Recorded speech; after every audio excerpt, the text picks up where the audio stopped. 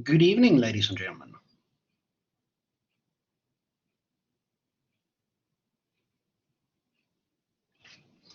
How is everyone this evening?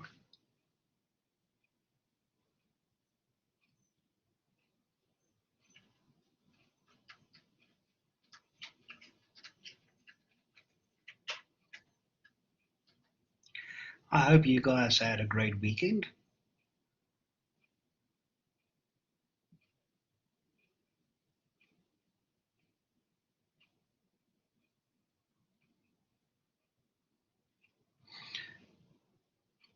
My weekend was also not too bad, thank you.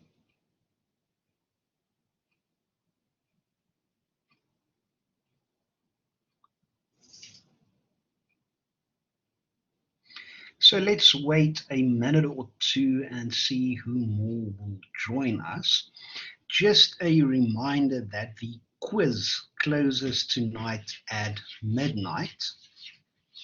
I still see there's about a third of the class that hasn't done the quiz yet, so please do the quiz. All the quizzes will eventually count 10% of the semester mark, and that is easy marks. For those of you that have done the quiz, how did you find the quiz?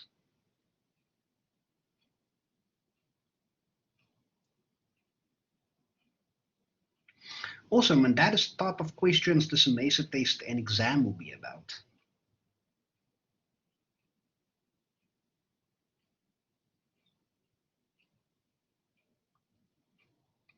Yes, so for my test and exams, I'm for straightforward questions, nothing tricky. So usually when I set up a test or an exam, I set it up in that way that if you study for the test and you know the content, then a majority of the class will get around about 80% for the test. But the last 20%, I add a bit more difficult question for the students that wants a little bit of a challenge. So in theory, even if you leave that question out, you should still be able to get 80% for my test and exams. And then there is a tricky question for the students that likes a bit of a challenge. So question, sir, just to double check, we only have to do it once. If you were happy with our mark, right? Yes, so you have two chances, so or two attempts rather. So for in case your internet connection bums out or anything, and then the base of the two marks will count. So will it mostly be multiple choice or just that for quizzes? So our test and exam will mostly be multiple choice questions. So for what did I do last year? Last year for the semester test, I think it was 50 multiple choice questions and 10 longer questions in a form as fill in a missing word or describe something or give me a definition of something.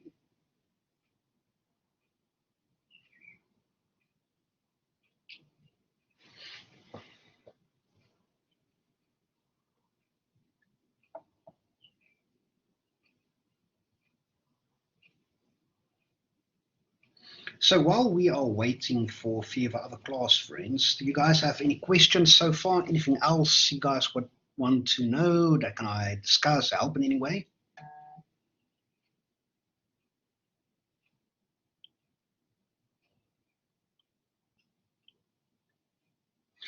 So I've been planning my moon observations. I was wondering how one would illustrate when a moon is close or even at its peak relative to the horizon.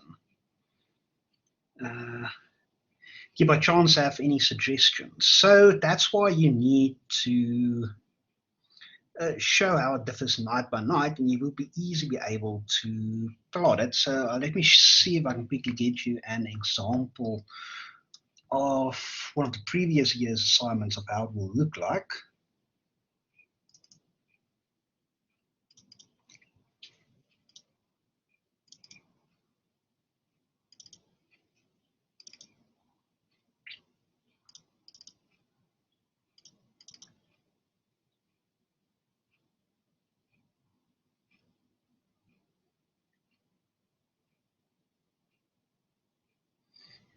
Just give me a moment for just to upload it.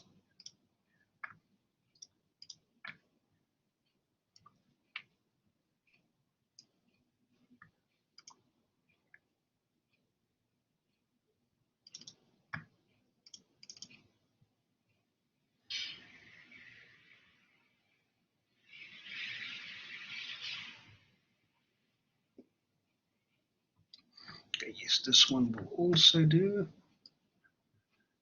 Let me just upload one more.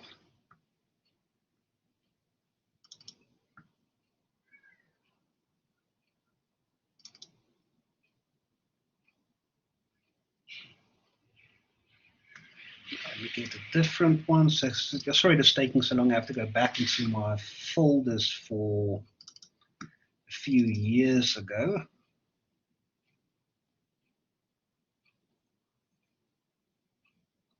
Yes, this one should also do.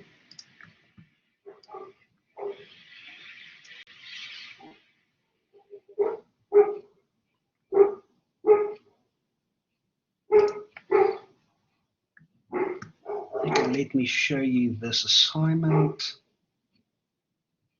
Okay. This one is this one. No, it's not this one. It should be this one then.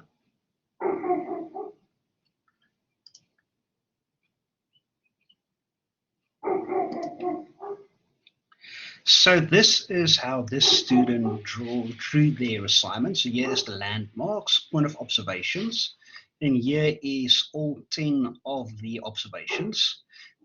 Then we can see the scale is 1 to 5, diameter is 0.5 centimeters, and then everything can be calculated from this. So if you want more marks and do it a little bit differently, then you can do it in this way.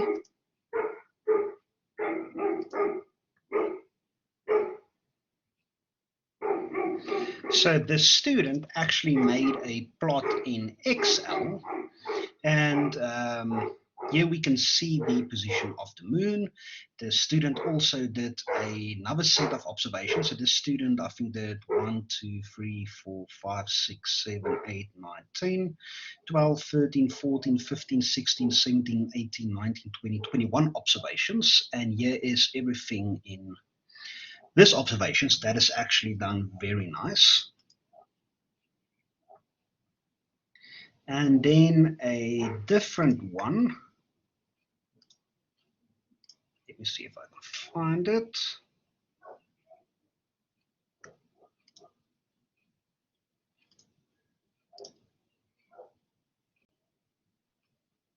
That's not this one. So which one is it? Is it this one? No, it's not that one. Then it's this one.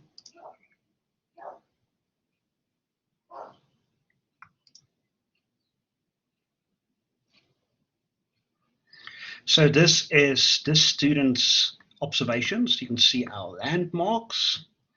You can see the different observations of the moon. So I want to show you one more, if I can find it.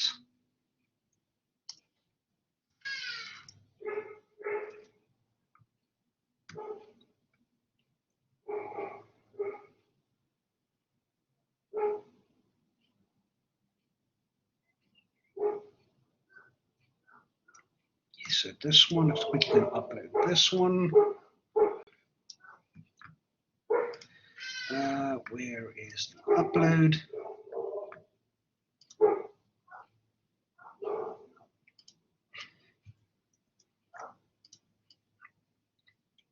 So I'll upload this one. Just want to find one more. I want to show you guys.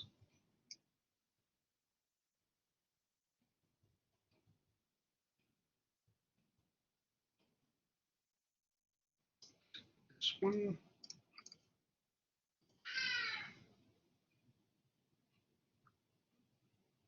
That's not this one. Just looking for a specific one I want to show you guys.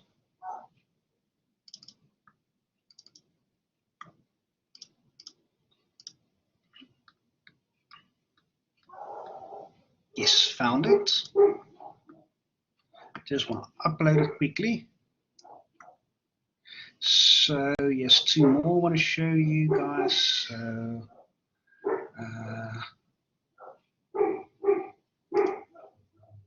So let's check if it is this one. No, it's not this one.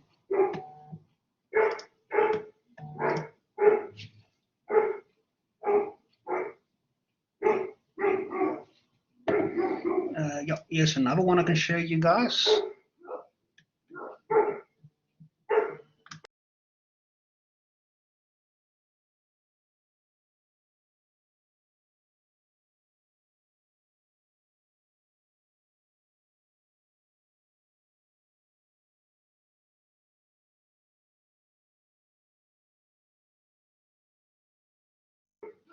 So here is another one that you guys can use as an example.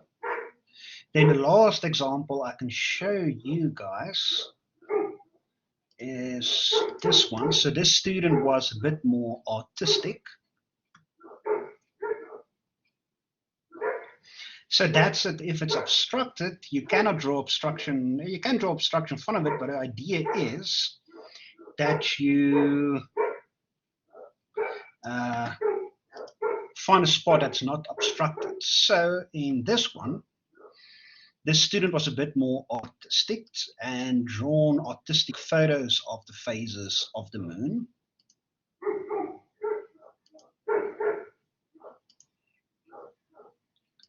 And then put everything together in his observations. And then remember, you need to calculate the diameter of the moon. And then he sketched the method that he used to calculate the diameter of the moon.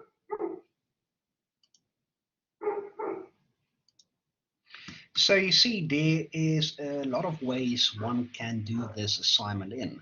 I can't find the report right now, but one of the other students actually took photos of the moon and then stacked them on the same background. So you can see you don't have to overthink things. So I just see if I've missed anything. So I've been planning my moon observations. I was wondering how one would illustrate when a moon is close or even to speak, okay? Were people joking about a quiz taking long because mine took like 2 minutes and I was convinced I did something wrong? So it all depends how well you know the work. So I think 30 minutes was a bit too long to do the quiz in. Then I've been struggling to see the moon and star the trajectory. It's been cloudy almost every day. So that is why you need to find, so that's why I gave you basically 3 months for this assignment to pick the best time to do it in. And then so for the pictures, when they say landmark, it might just be something small like a tree or building. And can I take, use ultra word? Yes, so you can use a tree or something as long as I can see the phase of the moon clearly. So that is where everything starts, the photography that becomes quite difficult. And that is if I cannot see the phase of the moon clearly, because photography is a totally different ball game altogether.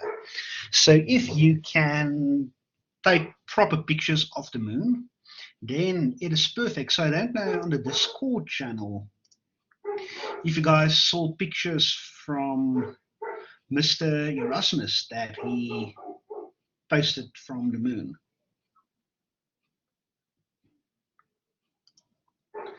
So let's see if I can quickly get one of the images he took.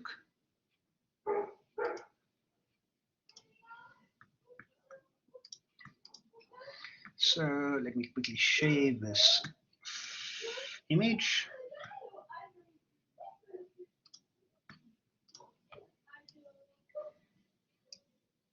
So, Mr. Erasmus, I hope you're cool with it. I'm sharing one of your pictures. It was on Discord, so I'm just sharing it now with the class. So let me show you the image. So this is one of the images one of your class friends took with his camera. So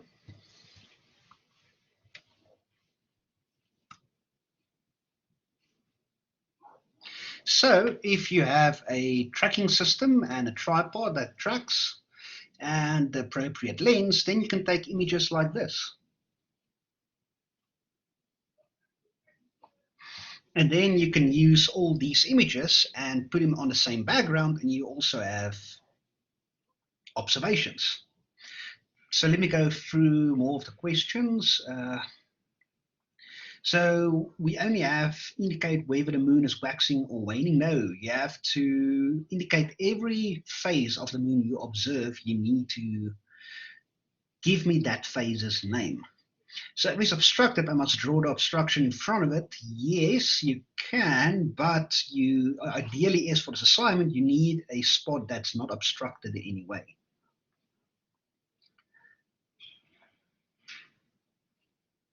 Can we submit images instead of drawings, diagrams? Yes, you can. So remember, you have to submit one big PDF.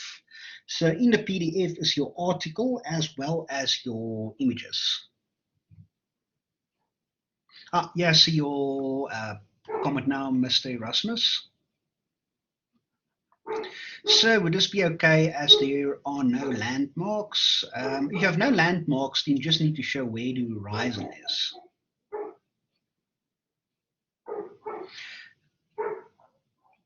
So what kind of telescope is needed to take such a beautiful image of the moon? So there's a few ways you can do it, all depending on what you have access to.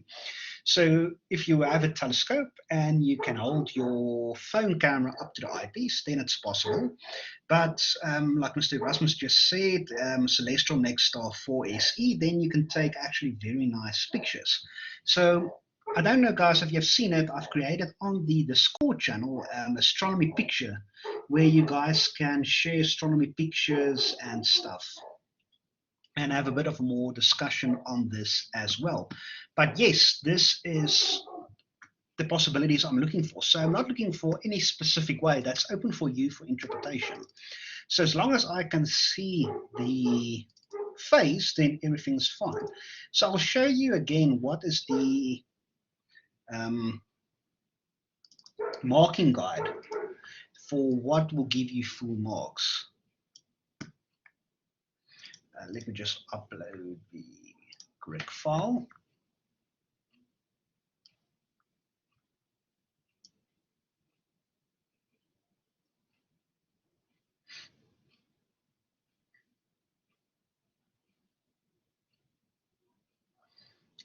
Okay, so let me show you the marking guide. So I already went through the marking guide, but let's go through the marking guide once again. So remember, your assignment will count 100 marks. So 10 marks will go to the questions that I'm asking. So to get full marks for the questions were fully understood and answered in a well-constructed manner with full insight. Then your observations. The topic or issue is well contextualized and unusual insight is shown. So for this, I mean, you guys need to show me that you have good insight in your observations, so that you just thumbs up your observations and there's nothing really interesting, or that you guys actually put a bit of effort into your observations. Then logic and background information. Then where most people previously lost a lot of marks is the calculation of the diameter of the moon. Then you also need to do research. I want to see that you've done research. Then I'm going to look at your conclusion. Then did you do referencing? Then formatting and layout, editing, and then your scientific content. So this is basically straightforward. Then remember, for if you're going to hand in late, I'm going to deduct 10% per day.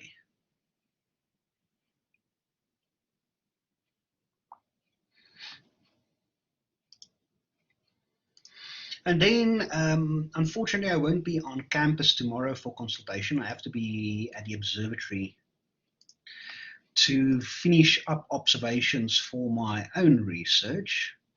So tomorrow I got a time slot on the telescope. So I will be on campus this Thursday if you guys want to pop in for consultation or anything else. So let me show you the, yes, thank you, Mr. Potgieter, the website you've shown. So let me do a demo of that website again. because I know this is a really good website and it will really give you guys a bit of understanding.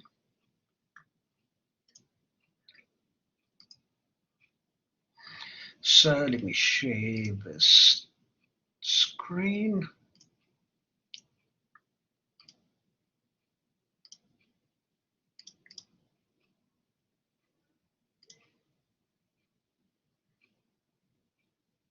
Can you guys see the screen I'm sharing?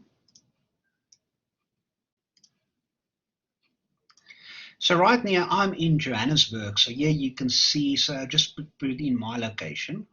But right now we can see we are in March. Today is the 28th. So here we can see the moon rises at 12 past 2 in the morning. Its peak will be at around about 9 in the morning and it will set just after 5.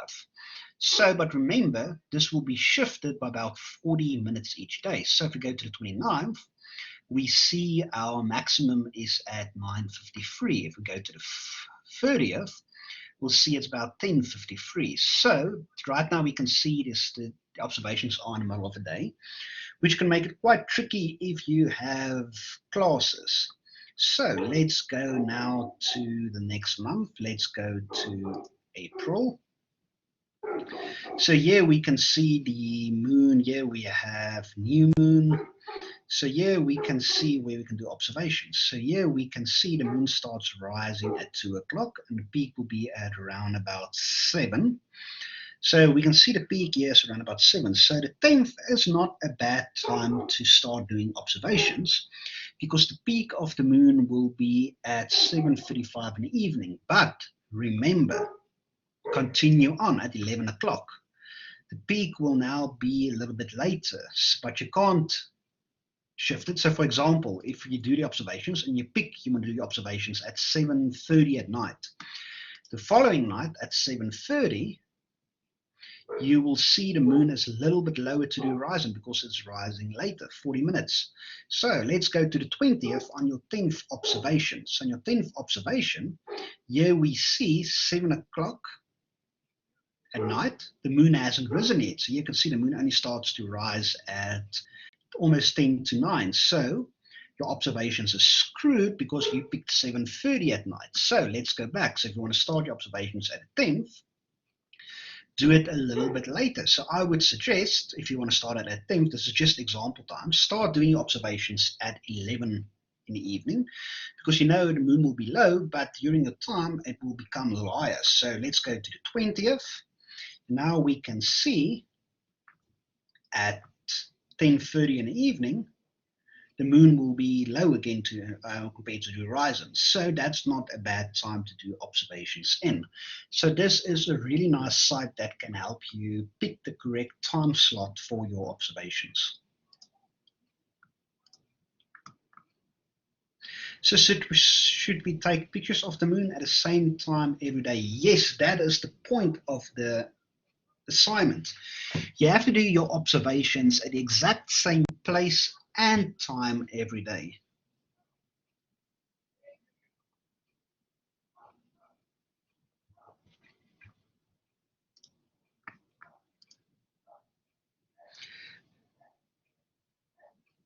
So what's the name of the site? So the site is posted in the chat, but let me paste it again in the chat.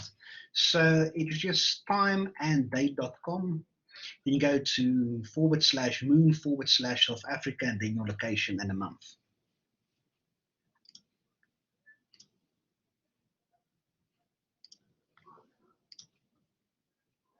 Pleasure. So do you guys have any more questions? Anything else you want to know?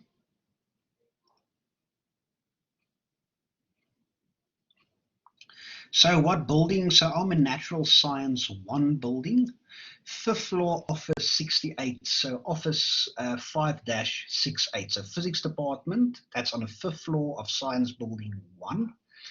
And I'm in office 68.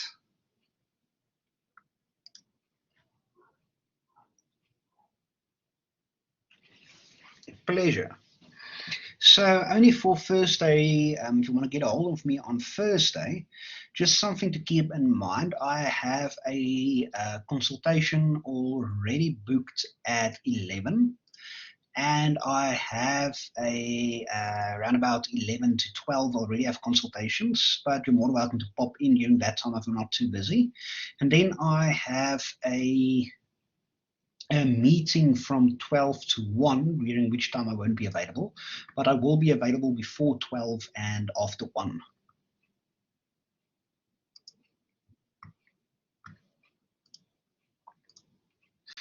I'm a bit confused about the times. Would it be wrong to start today at 8 p.m.? So, okay, let's open up, let's share the screen again so I can show you. Share application screen. Okay, so let's go to today. So we are in March. Today is the 28th. So you can't start tonight at 8 because the moon is only rising at 12 past 2 in the morning. And here we can see the moon sets tomorrow afternoon at 5 past 4. So that means you have to do your observations if you want to start it today, or rather tomorrow, you need to pick some place during daytime.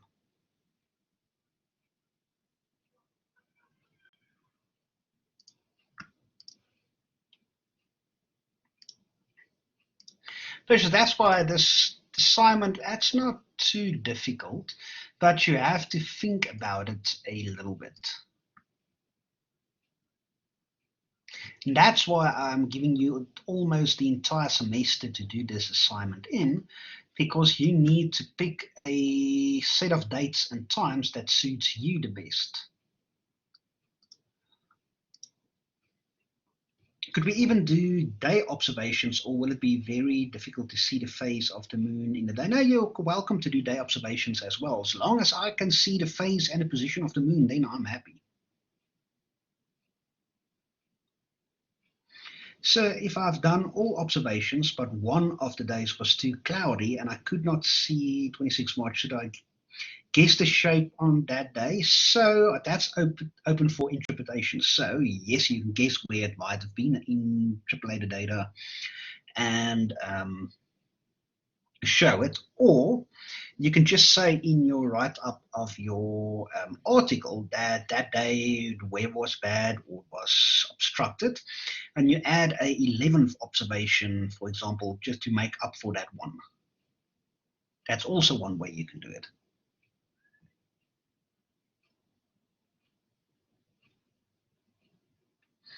Pleasure. So last week we ended off with the stellar spectra.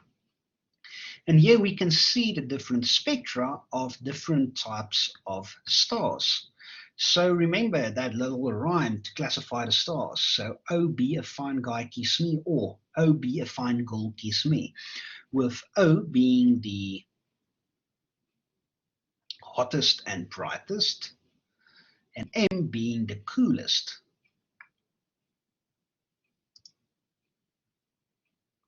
And then here we can see this is actually how spectra in a spectrometer will look like. So here we can see a 5 star, a B0 star, and an M5 star.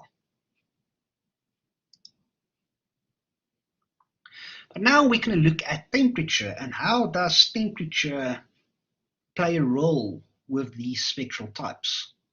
So now you can learn something new about some of the famous stars. Sirius, brilliant in a winter sky, is a 1 star. And Vega, bright overhead in a summer sky, is a 0 star.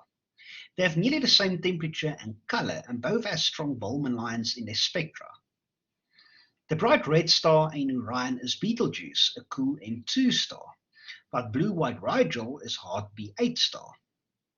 Polaris, the North Star, is an F8 star, a bit hotter than our Sun, and Alpha Centauri, the closest star to the Sun, is a G2, just like the Sun. The study of spectral types is more than a century old, but astronomers continue to discover and define new types. The L dwarfs, found in 1998, are cooler and fainter than M stars. They are understood to be objects smaller than stars, but larger than planets, and are called brown dwarfs, which you will learn more about in a later chapter. The spectra of M stars contain bands produced by metal oxides, such as titanium oxide, but L dwarf spectra contains bands produced by molecules such as iron hydride. The T dwarfs are an even cooler and fainter type of brown dwarf than L dwarfs. Their spectra shows absorption by methane and water vapor. In 2011, astronomers used infrared space telescopes, large ground-based telescopes, and high-sensitive infrared detectors discovered a class of objects of temperatures below 500 Kelvin that are called white dwarfs. So now remember in a rhyme, oh be a fine girl kiss me, or oh be a fine guy kiss me. We have now below M, we have L dwarfs, T dwarfs, and Y dwarfs. So isn't Proxima Centauri the closest star to the Sun? So yes, so Proxima Centauri is a star cluster. And Alpha Centauri is, like we did our discussion, Alpha is the closest star in that cluster to Earth. So yes, some people call it Proxima Centauri, but that is the cluster. But the correct one is Alpha Centauri. Sorry, this classification, Alpha Centauri is the brightest and the closest.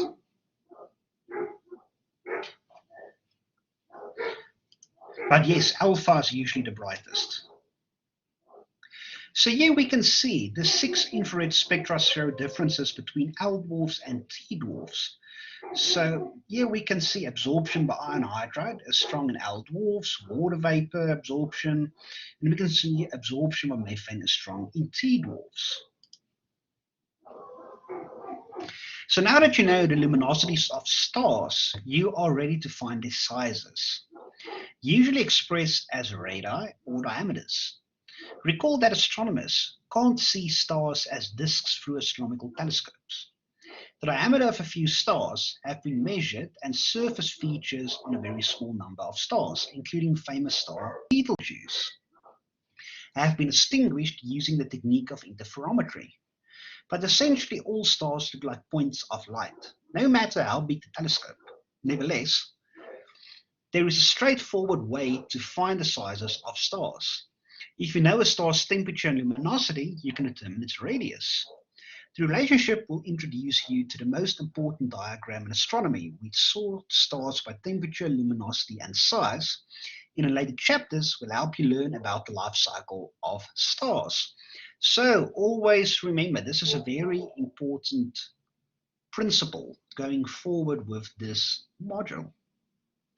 If we know the temperature and luminosity, we can determine the radius of the star, and that is proportional to one another. So if we know the radius of the star, we can also determine its temperature and luminosity. So you need 2 of the 3 to determine the other one. So if we have the temperature and radius, we can determine its luminosity, and so forth. So this is a very, very important feature we're going to be using. So here we can see one of the largest star detected already by our telescopes is the Chappée star, and then we have V354 Chappée, and here we can see Sol, our own sun. That's just the size of a pixel on this diagram. To use the luminosity and temperature of a star to find its size, you first need to understand the 2 factors that affect the star's luminosity, so its surface area and its temperature. You can eat a dinner by candlelight because a candle flame has a small surface area. Although the flame is very hot, it cannot radiate much heat because it has a small surface area. It has a low luminosity. However, if the candle flame were 12 feet tall, it would have a very large surface area from which to radiate, and although it might be no hotter than a normal candle flame, its luminosity would drive you from the table.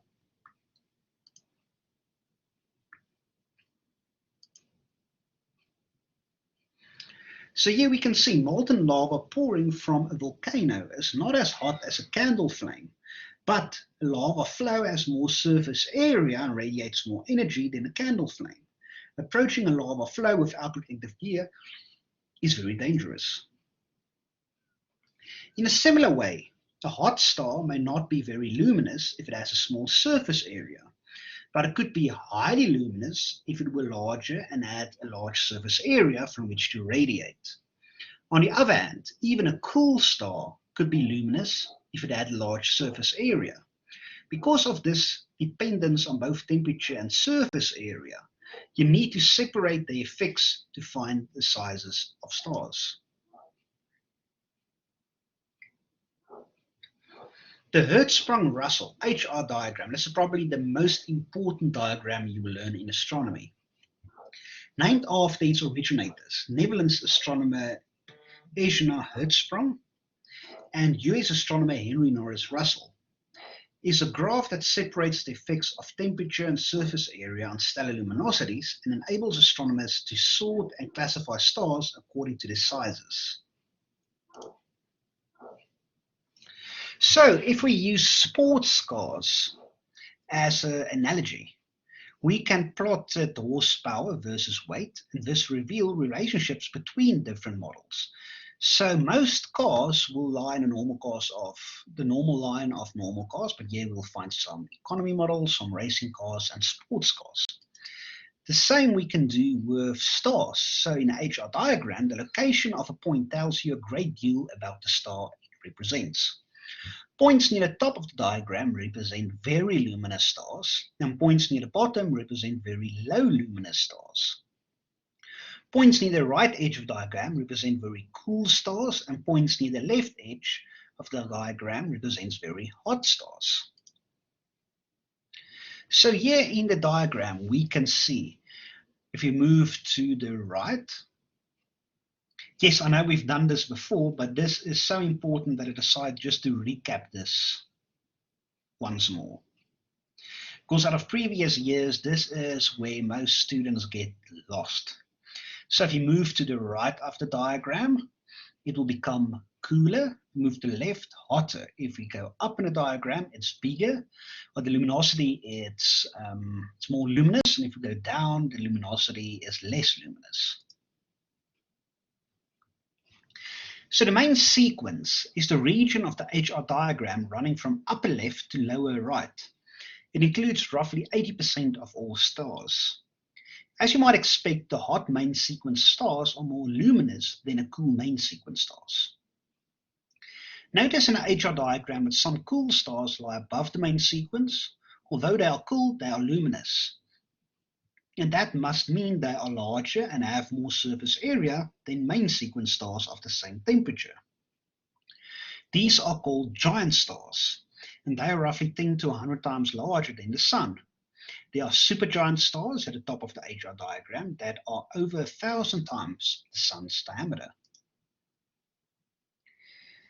At the bottom of the HR diagram lie the economy models, stars that are very low in luminosity because they are very small.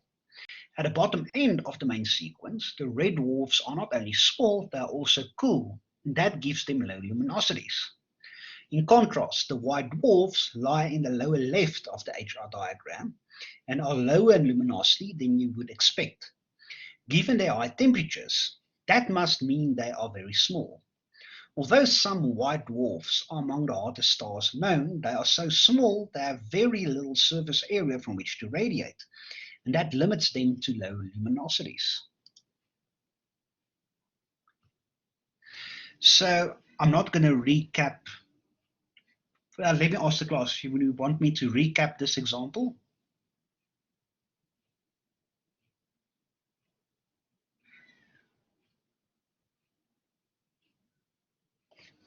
Okay, I have one no, one yes. Okay, so let me recap this example. So this is something I might ask you in the semester test or exam. And yes, I will give you a formula sheet. So the luminosity L of a star depends on two things, its size and its temperature. If the star has a large surface area from which to radiate, it can have a high luminosity. Recall from the discussion of blackbody radiation in reasoning of number 6.1 that amount of energy emitted per second from each square meter of a star's surface is omega T for temperature to the power 4. Thus, the star's luminosity can be written as its surface area in square meters times the amount of it radiates from each square meter. So L, the luminosity, is surface area times omega T to the power 4. Because a star is a sphere, you can use the formula of surface area 4 pi r squared and substitute it in. So then our luminosity equation becomes this. And this is an equation I will give to you in a formula sheet, because I believe there's no use memorizing formulas. In industry, in practice, one day, you say, oh, I remember that formula. A good scientist knows, or a good engineer and a good scientist knows where to look up a formula and how to use it. So you don't need to memorize it, just you need to know how to use it. So this may seem complicated, but if you express luminosity, radius, and temperature in proportion to the sun, you get a simpler form. So remember, if you have anything with the circle and a dot in, that is our sun. So this is our solar luminosity, so the luminosity of the sun, solar radius, the radius of the sun, and this is the solar temperature, so the temperature of the sun. So here we compress it in terms of our own sun and whatever we are observing or want to compare it to. So suppose a star has 10 times the sun's radius, but only half the temperature. How luminous is it? So here we plug it in into the equation, and then it's 6.25 more luminous than the sun. Then an example B. Suppose you measure the apparent brightness and parallax of a star and thereby determine its intrinsic brightness. The star's spectrum shows its surface is 2 times hotter than the sun's. That allows you to correct the intrinsic brightness to include non-visible radiation. So you can calculate that its total luminosity is 40 solar lumini, which is the radius of the star relative to the sun. So what is the radius of the star relative to the sun's radius? So knowing the star's luminosity and temperature, you can find its radius. So you just use all of this. We solve for basically R. And so this we can see the star is 60% larger than the radius of the sun. So it is basically just straightforward plug and play. Everybody following? Everybody understanding?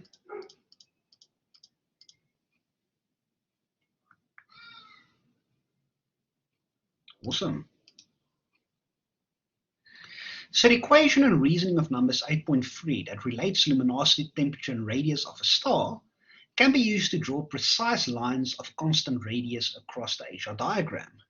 And these lines slope down to the right across the diagram because cooler stars are fainter than hotter stars of the same size. So here we can see one solar radius is the radius of a sun. So any star appearing on this gradient will have the same diameter as our own sun. So here we can see 10 times the radius of our own sun, so 10 solar radii. We get to giants, and everything is 1, so 0.1 times the solar radius. Here we can get the stars on this line will have the same size. So the previous plots the luminosities and temperatures of a number of well-known stars along with lines of constant radius. For example, locate the labeled 1 solar radius that we've done, and notice that it passes through the point representing the sun. Any star whose point is located along this line has a size equal to the sun's. Next, look at the rest of the stars along the main sequence. They range from 10th the size of the sun to about 10 times as large. Even though the main sequence slopes dramatically down to the right across the diagram, most main sequence stars are similar in size. In contrast, the white dwarfs at the lower left of the diagram are extremely small, so only 1/100th the diameter of the sun, about the size of Earth, and the giant and supergiants at the upper right are extremely large compared to the size of the main sequence. So question, what was the letter of the sum of the stars' names? So let's go back So Alpha Centauri b. So remember there's a Centauri A star, Centauri B star. So to remember that is in the constellation.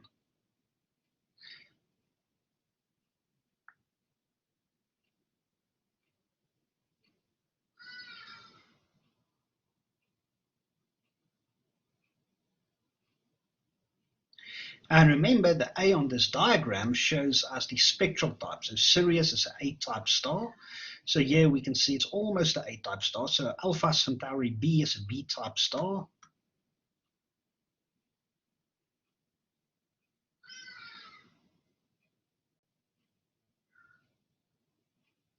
So here we can see is, so usually after the name is the, so Alpha is the first star in the classification. So Alpha Centauri is the closest star, or not the closest star, is the brightest star in that constellation. And then B is what its spectral type is.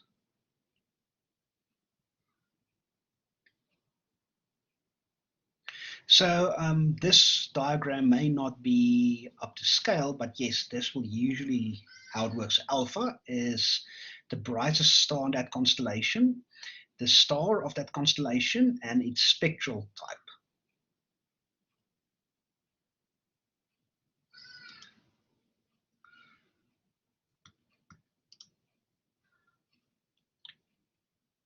So notice the great range of sizes among stars. The largest stars are 1,000 times larger than the tiny white dwarfs. If the sun were a tennis ball, the white dwarfs would be grains of sand and the largest supergiants would be big as football fields.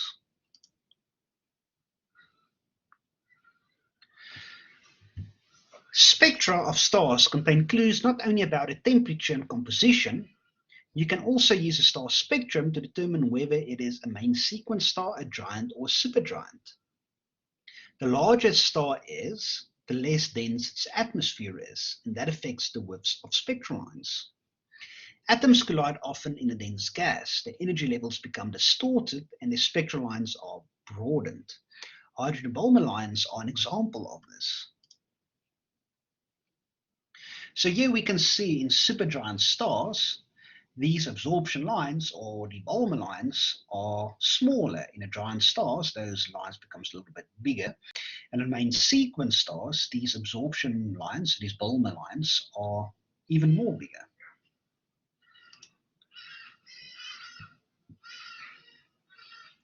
In a spectrum of a main sequence star, the Balmer lines are broad because the star's atmosphere is dense and hydrogen atoms collide often. In the spectrum of a giant star, the lines are narrower because the giant star's atmosphere is less dense and hydrogen atoms collide less often. In a spectrum of supergiant star, the Balmer lines are very narrow. You can look at a star's spectrum and tell roughly how big it is. Size categories derived from spectra are called luminosity classes. Because the size of the star is the dominating factor in determining luminosity. Supergiants, for example, are very luminous because they are very large. The luminosity classes are represented by the Roman numerals 1 for supergiants through 5 for main sequence stars, with supergiants further subdivided into types 1a and 1b as follows. So here we can see luminosity class. So we have a 1a is a luminous supergiant, a 1b is a supergiant, a type 2 is a luminous giant, a type 3 is a giant, a type 4 is a subgiant, and a type 5 is a main sequence. So this is also something I can ask in a test exam. So what is the classification, for example, for a supergiant? You guys need to know it is a 1b. Astronomers can measure the stellar parallax of nearby stars, but most stars are too distant to have measurable parallaxes. These distances can be estimated from a star's spectral type, luminosity class, and apparent magnitude in a process called spectroscopic parallax. Spectroscopic parallax is potentially a confusing term because it does not involve an actual measurement of parallax shifts, but is a method to tell you the distance to the star. Spectroscopic parallax relies on the location of the star in the HR diagram. If you record a spectrum of a star, you can determine its spectral class, and that tells you its horizontal location on the HR diagram. You can also determine its luminosity class by looking at the widths of its spectral lines, and that allows you to estimate the star's vertical location in a diagram. Once you plot the point that represents the star in the HR diagram, you can read off its absolute magnitude. For example, famous star Betelgeuse has an apparent magnitude of about plus 0.4. It is classified as an M2 1b type star. You can find Betelgeuse plotted in figure 8.11 at an absolute magnitude of about minus 6.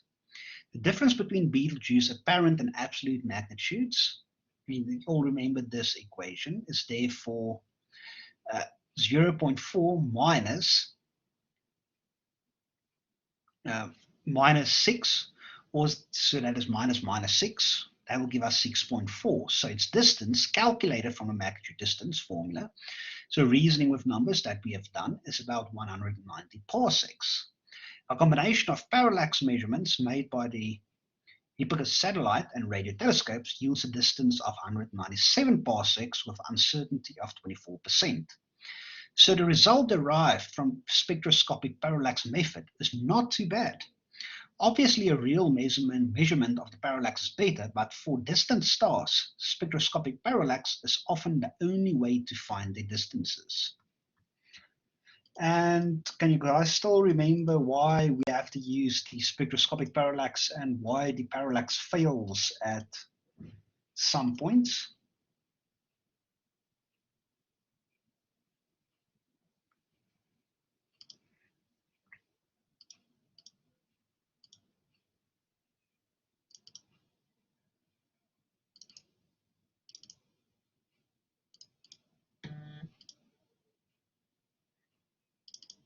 Can you guys remember?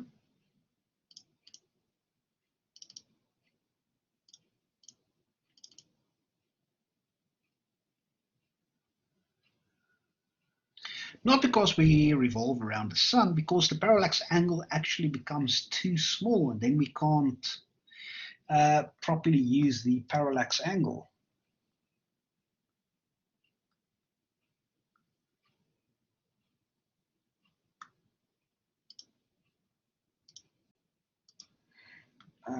Let me just quickly see if I can find this before we go on.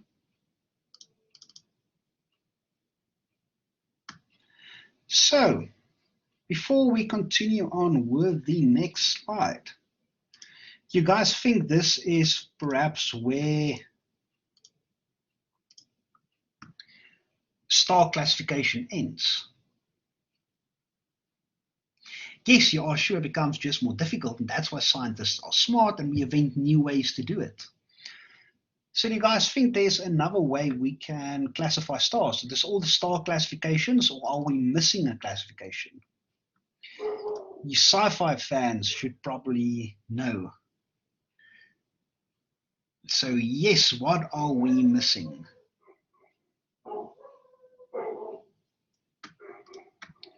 So one thing we are missing are binary stars. So to further understand stars, you need to find out how much matter they contain, that is, their masses. Gravity is the key to determining star masses. Matter produces a gravitational field, and you can figure out how much matter a star contains if you watch another object move through that star's gravitational field. To find the masses of stars, you need to study binary stars, so pairs of stars that orbit each other. So originally, I would have shown you this in the lecture hall, and I have a nice animation for it. So I'm just quickly going to shift to my animation so I can show this to you guys.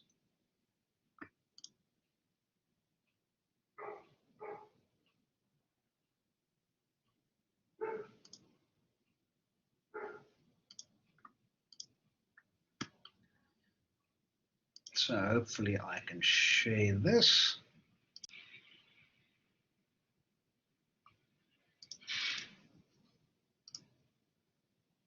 Okay, why can't I share this? Share.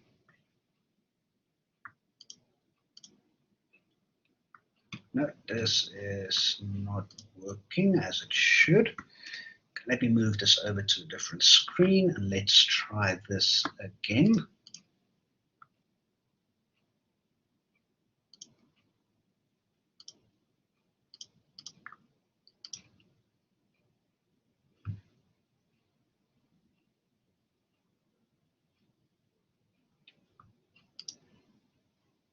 Why can't I share the screen now? Why is Blackboard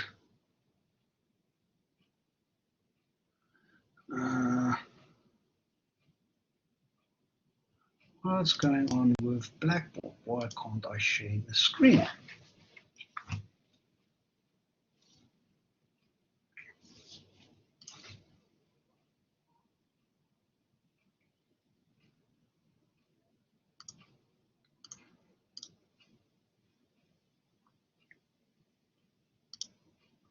Okay, let's see if I can share this screen.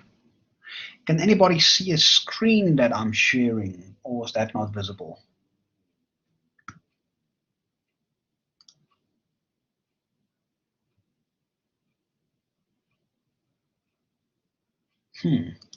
Okay, that is very, very weird. For some reason, it's not sharing my screen.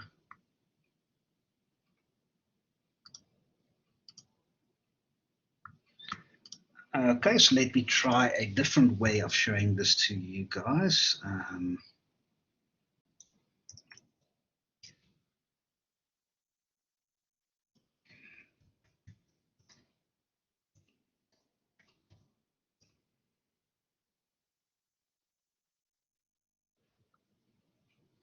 Let me quickly see if I can get animation I want to show you guys. Okay, this is not working, but I will show it to you in our next lecture.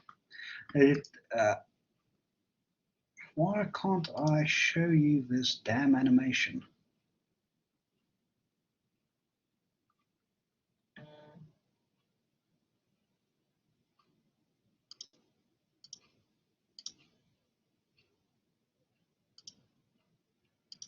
Let's try this in a different way.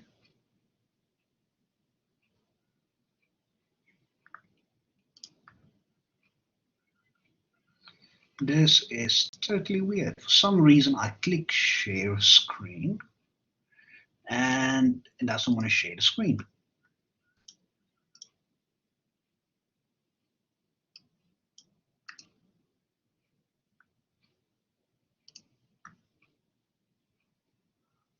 Where is that? Now, I'm just going to try and share it. This is the last time I'm going to try and see if this works.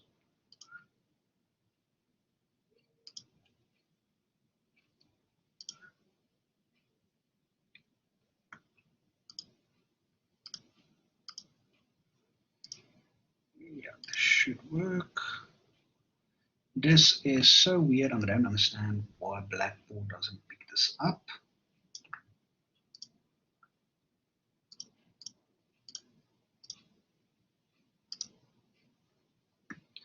So I have a really, really nice animation I want to show you. Let's try this again. Share. Why doesn't share?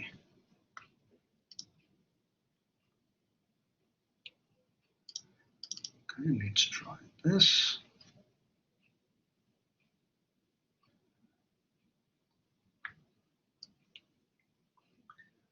Where is that tab now? Share, not share files. I want to share application screen. Share.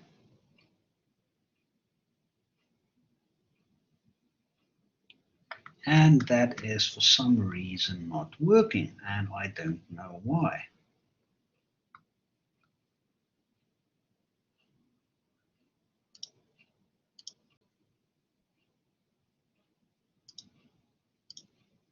Okay, I'm quickly going to log out and log back in again. So let's take a short 5-minute break while I sort out this technical difficulty. So let's continue the class at 6:30. 30.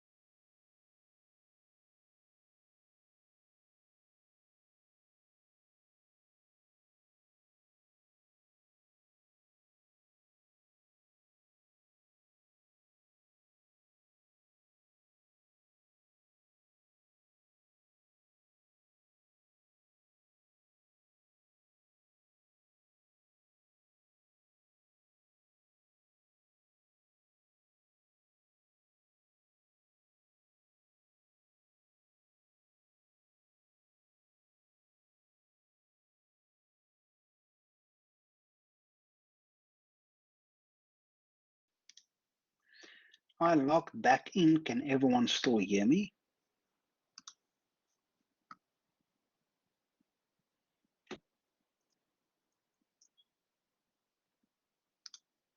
Okay, cool.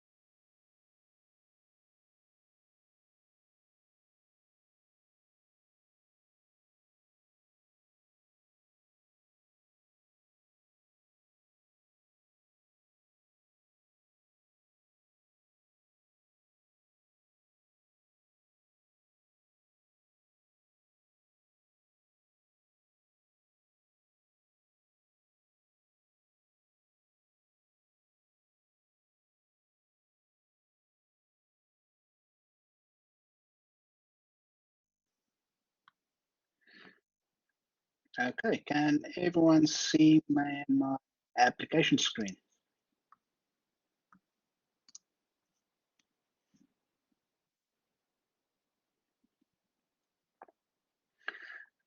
Awesome. So the other part is the binary stars.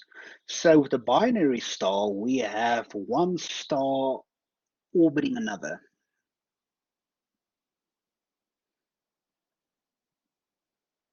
And this is the animation that I want to show you guys.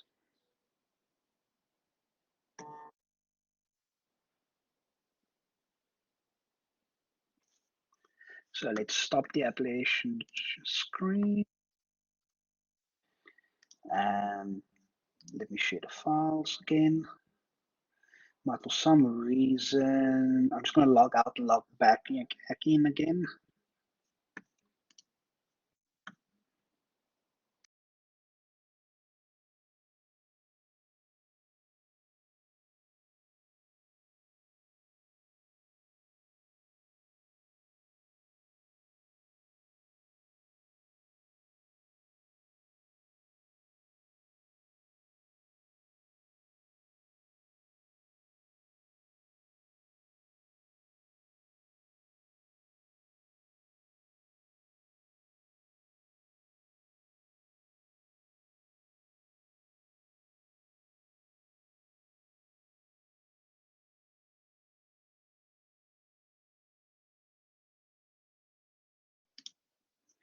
Okay, can everybody hear me?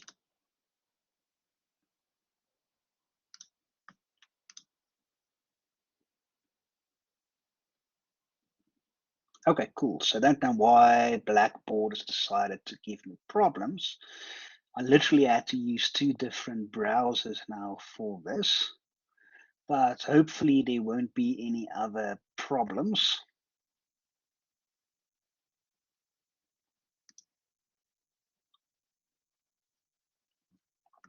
So this was the animation. So 2 binary stars. So binary means 2. So that means those are 2 stars orbiting a central point. So, for example, the Earth and the Moon are orbiting a central point, but that central point is below the Earth's surface. But an example for this is there will be a central point that both are orbiting. So here, for example, we have an example to this. So here we have star B and here we have star A, but both of these stars are orbiting the same point. So to measure the mass of a binary star, you first need to understand orbital motion. As stars in a binary system revolve around each other, the line connecting them always passes through the center of mass. And a more massive star is always closer to the center of mass. To find the total mass of a binary star system, you need to know the sizes of the orbits and the orbital period, the length of time the stars take to complete one orbit.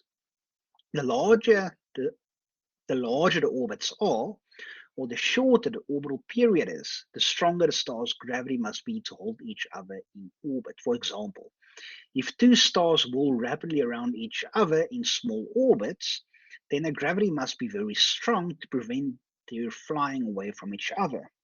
Such stars would have to be very massive. From the size of the orbits and the orbital period, you can figure out the masses of the stars as explained in reasoning with numbers 8.4.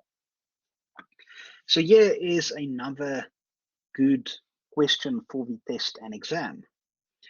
Johannes Kepler's third law of orbital motion worked only for the planets in our solar system.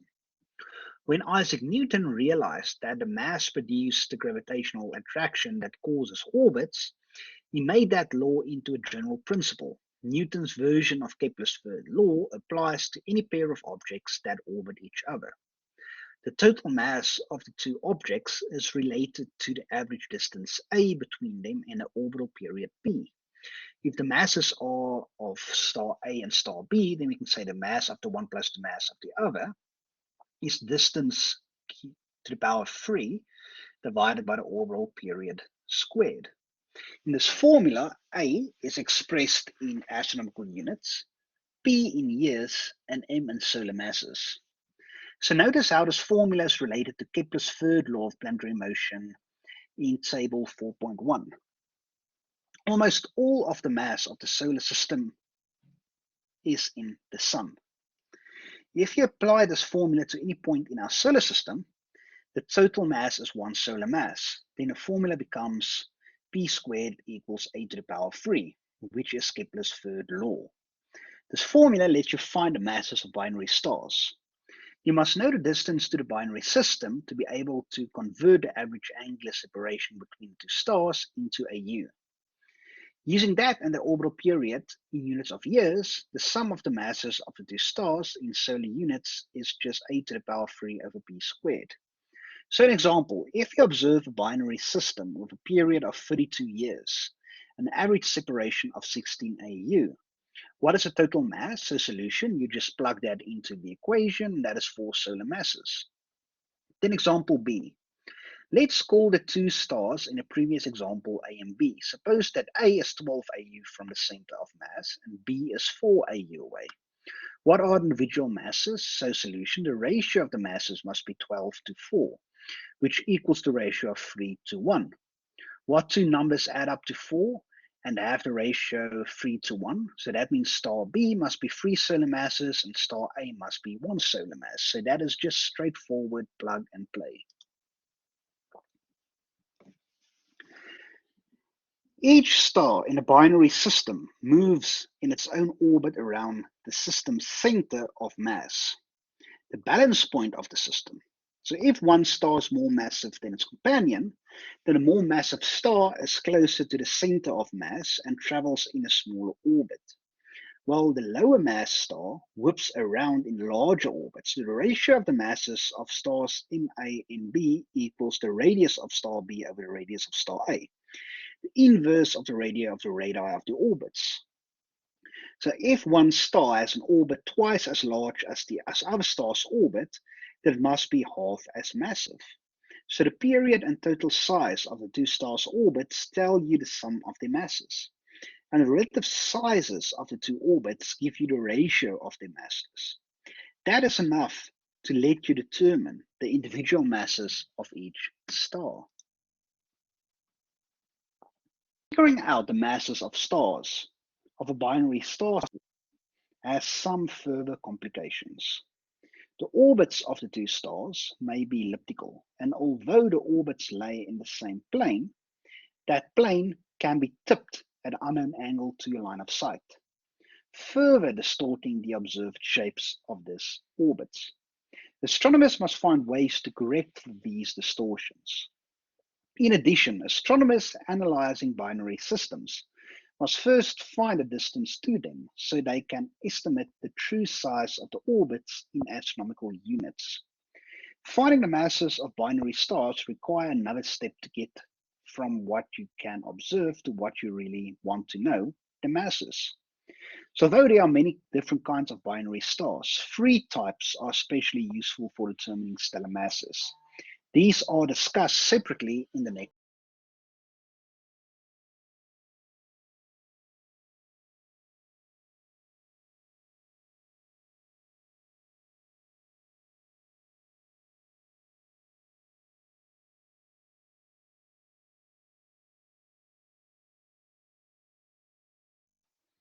So can you guys still hear me?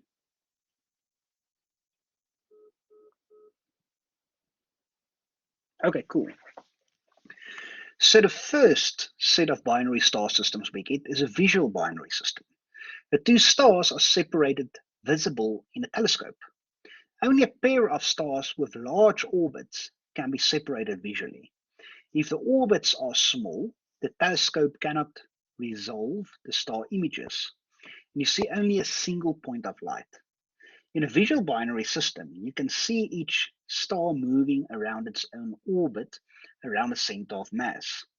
Astronomers study visual binary systems by measuring the positions of the two stars over the course of many years to map the orbits. So something interesting. The closest star to us, Alpha Centauri, is part of a binary star system. And Sirius is also part of a binary star system. So the bright star, Sirius A, has a faint companion, Sirius B, a white dwarf. So here we can see Sirius A, and here we can see Sirius B. So over the years, astronomers can watch the two stars move and map their orbits. So here we can see, let's go back one slide. So here we can see in 1960, here we can see the one star in its orbit and the one star in its orbit. In the 70s, you can see the orbit of the one star, the center of mass, and here the star is now. In the 1980s, we can continue on with the orbit. So here is the center of mass. So this is the largest star, this is the smallest star. So 1990, here we can see the orbit of Sirius A and the orbit of Sirius B. So the elliptical orbits are tipped at an angle to our line of sight. Yes, so everyone's still following. So good evening, sir. I'm back from my chemistry test. Looking forward to tonight's lecture. I hope your chemistry test went well. So everybody's still understanding binary stars.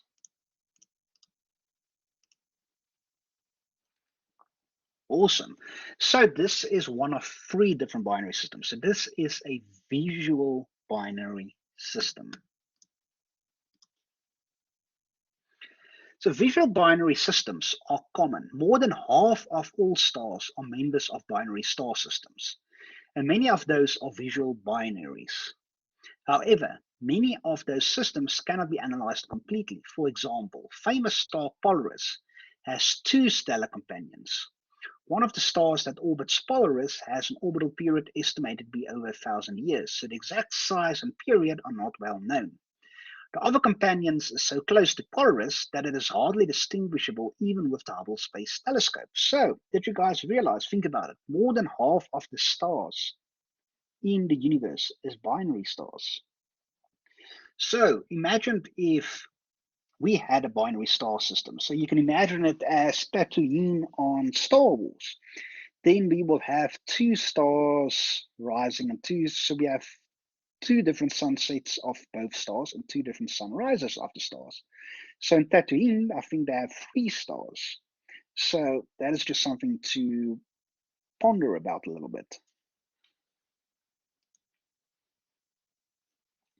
So the next one we're looking at is spectroscopic binary systems. So if the stars in a binary system are very close together, telescopes limited by diffraction and seeing may reveal only a single point of light. By looking at the spectrum, which is formed by light from both stars and contains spectral lines from both, astronomers can sometimes tell that there are 2 stars present and not one. Such pairs of stars is a spectroscopic binary. Most known binary systems are spectroscopic binaries. Many of their familiar stars in the sky, apparently single stars, are actually 2 or more stars orbiting each other. So question, is it even possible for exoplanets to even stay in a stable orbit in a binary system? Yes, that is, because the planets will be farther out. And so let's go back to a slide. So for example, these 2 stars are orbiting this point. So if we would have planets orbiting, let's get a marker of a color that we should be able to see. So if we add stars, then the stars will be in an orbit round about here somewhere. But yes, you get stable orbits.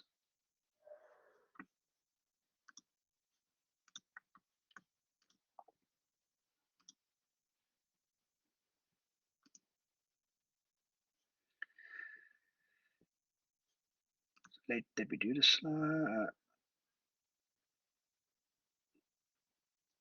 So here we can see examples of spectroscopic binaries. So Alcor and Mizar are 2 spectroscopic binaries.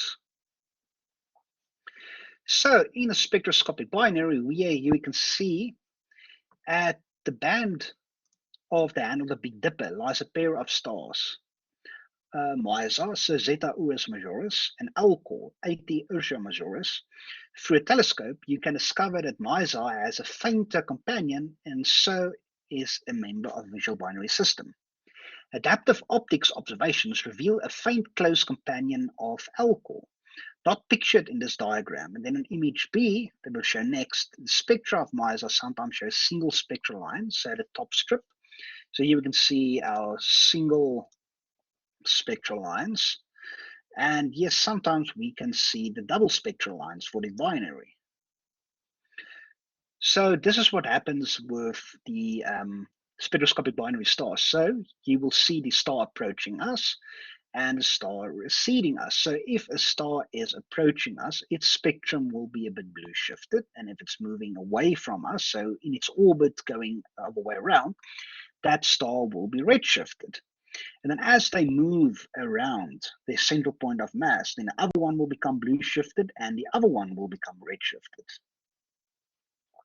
So here we will see star B becomes blue shifted, star A will become red shifted. And that is indications that this is a spectroscopic binary. And then lastly, we get eclipsing binary systems.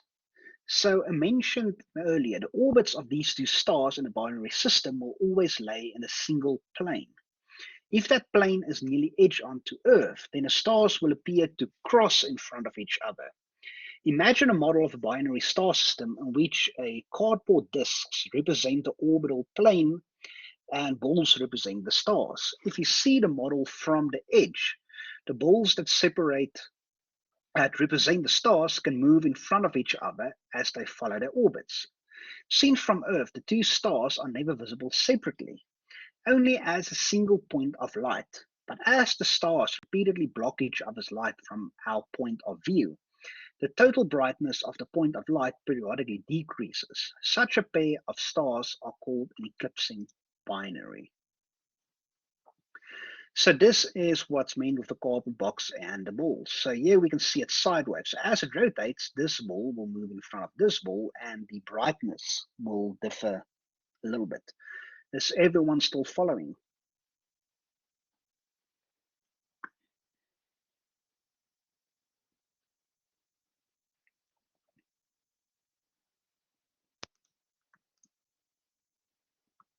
Awesome.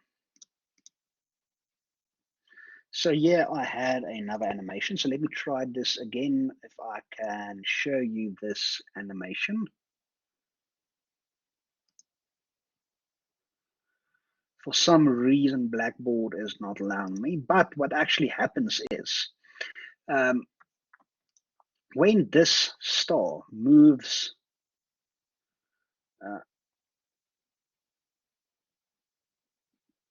so when this star moves in front of that star, you will see the brightness dips a little bit because this star is blocking the brightness of that star. But if this star is moving in front of that star, the brightness will not be dipped as much. So then we will see a flickering.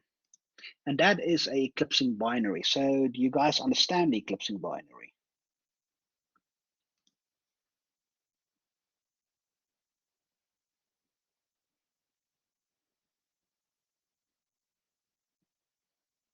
Okay. So the resulting variation in the brightness of the system is shown as a graph of brightness versus time, so a light curve in other words. The light curves of eclipsing binary systems can be difficult to analyze, but they contain tremendous amounts of information. So question, sir, are suns transparent, as in why don't their luminosities compound? So no, because remember we have the surface of the sun and also the core of the sun that will still block it. So no, it's not transparent.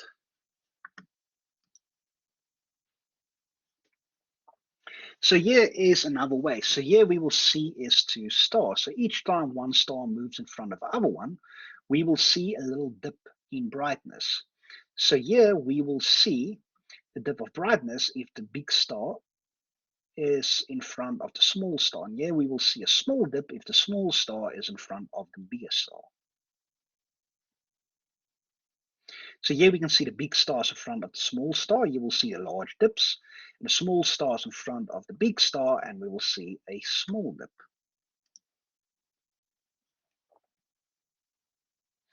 So the observed light curve of a binary star VW Chirpy shows that two stars are so close together that gravity distorts their shapes.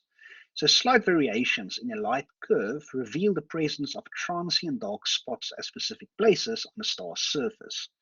So the upper curve shows what a light curve would look like if there were no spots. So question, so the smallest star distorts the brightness more than larger one as it covers more. So I think you have it the other way around. So here we can see when do we have this big star moving in front of the small star. That means the small star's brightness is blocked out entirely, meaning the total brightness of the system is smaller because we can't see the one star, and that's why we'll have less light. But when the small star is in front of the big star, yes, when we see the brightness of the small star, the brightness of the big star, and only the brightness of the big star is blocked out a little bit, so that we see we will have a smaller dip in brightness. But when we can see both stars, for example, when one is in orbit over here and one is in orbit over there, then we will see the total luminosity. Pleasure. So putting this all together, and we are creating now a census of stars. So what have we learned about our family of stars? So you have learned how to find luminosities, temperatures, sizes, and masses of stars. Now you can put all of those data together and paint a family portrait of stars. As in any family portrait, both similarities and differences are important clues to the history of the family. As you begin trying to understand how stars are born and how they die, ask a simple question. What is the average star like? Answering that question is both challenging and illuminating. If you want to know what the average person thinks about a certain subject, you take a survey. If you want to know what the average star is like, you need to survey stars. Such surveys reveal important relationships amongst the.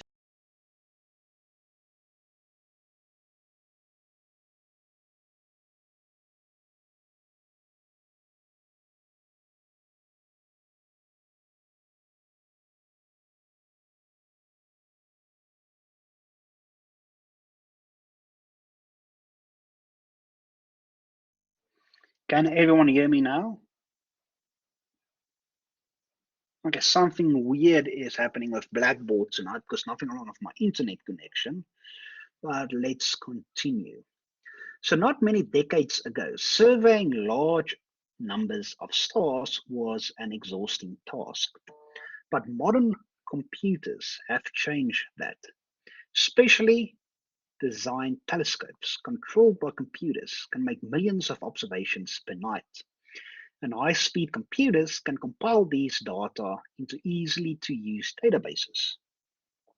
Those surveys produce mountains of data that astronomers can mine while searching for relationships within the family of stars. What could you learn about stars from a survey of stars near the Sun? Astronomers have evidence that the Sun is a typical place in the universe.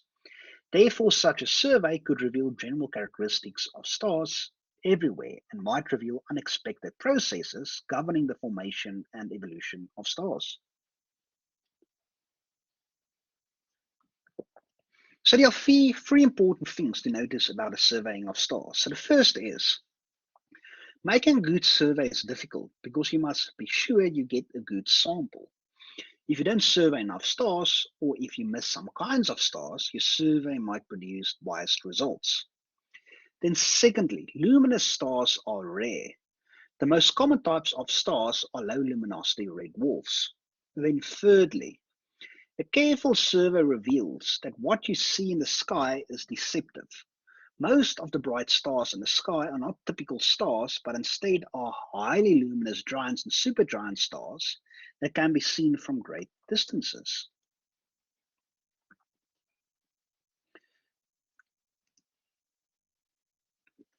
If you survey enough stars and plot the data in an HR diagram, you can see the patterns that hint at how stars are born, how they age, and how they die. If you label an HR diagram with the masses of the plotted stars, as in figure 820, you will discover that the main sequence stars are ordered by mass.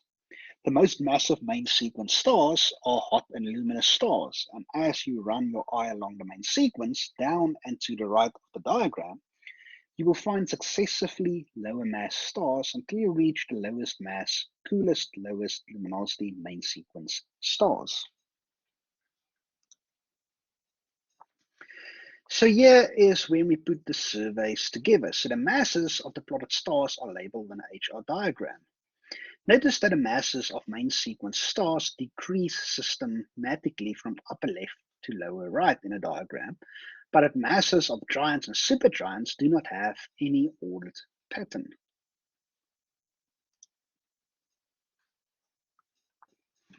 Stars that do not lie in a main sequence are not in order on an HR diagram according to mass. Giant and supergiant stars are a jumble of different masses, although supergiants tend to be more massive than giants. In contrast, all white dwarfs have about the same mass, somewhere in the narrow range from 0.5 to about 1 solar mass. Because of the systematic ordering of mass along the main sequence stars follow a mass-luminosity relation. The more massive a star is, the more luminous it is. Although giant and supergiants follow different mass luminosities relations, and white dwarfs do not follow one at all, the link between mass and luminosity is critical in astronomy. The density of stars reveal another pattern in the HR diagram. The average density of a star is its mass divided by its volume. As you will learn in the next chapter, stars are not uniform in density, but are most dense at their centers and least dense near their surfaces. The center of the sun, for instance, is about 150 times as dense as water, or 50 times denser than lead. Its density near the visible surface is about 3,400 times less dense than Earth's atmosphere at sea level. The sun's average density is approximately 1 gram per cubic centimeter, about the density of water, intermediate between its central and surface densities. Main sequence stars have average densities similar to the sun's, and giant stars has low average densities ranging from 0.1 to 0.01 grams per cubic centimeter. The enormous supergiants have still lower densities ranging from 0.001 to 0.000001 grams per cubic centimeter. The white dwarfs have masses about equal to the sun's, but are very small, only about the size of Earth. That means the matter is compressed to enormous densities. On Earth, a teaspoonful of this material would weigh more than 5 tons. Density divides stars into 3 groups. Most stars are main sequence stars, with densities like the sun's. Giants and supergiants are very low density stars. And white dwarfs are high density stars.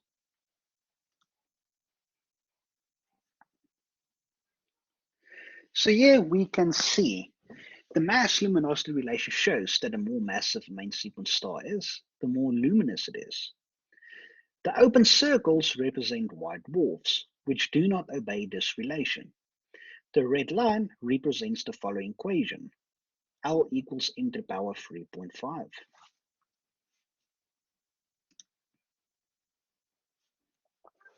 So let's do this example. So the mass luminosity relation. You can estimate the luminosity of a main sequence star based on the star's mass. The main sequence star's luminosity in terms of the sun's luminosity equals its mass and solar masses raised to the power 3.5. So in this mathematical form of the mass luminosity relation, it is only an approximation as shown by the red line.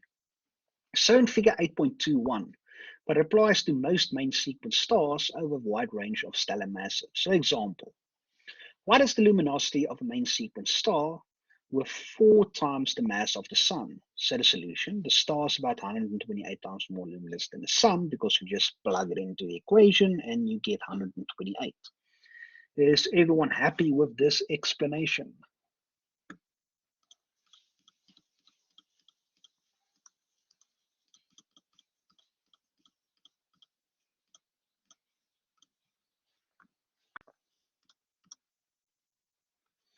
So ladies and gentlemen, this brings us to the end of this lecture, and we now know what is the family of stars, how stars are classified, why temperature, luminosity, and size is important, and how everything fits together.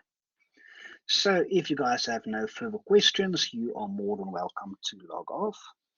Otherwise, You can have a great evening, and I will see you all in tomorrow night's class.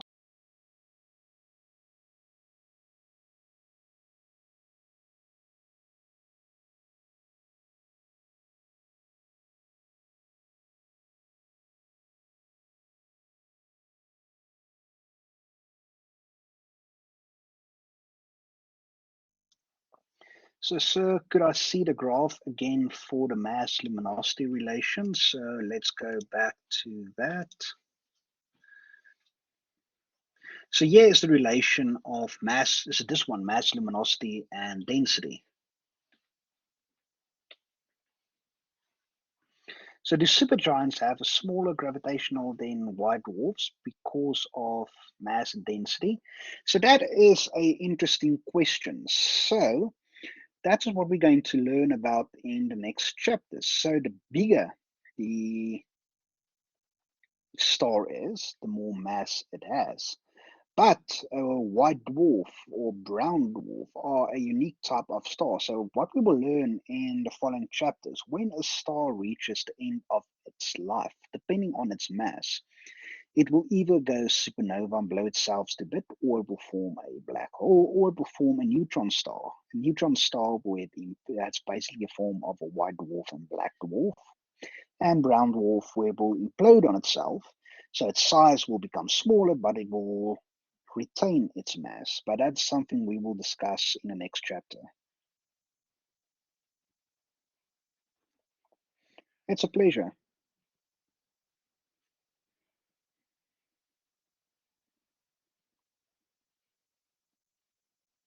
So if you guys have no further questions, have a wonderful evening, and I will see you all next week. Not next week, tomorrow evening. So I will also log off, and I will see you all in tomorrow night's class. So have a great evening, everyone.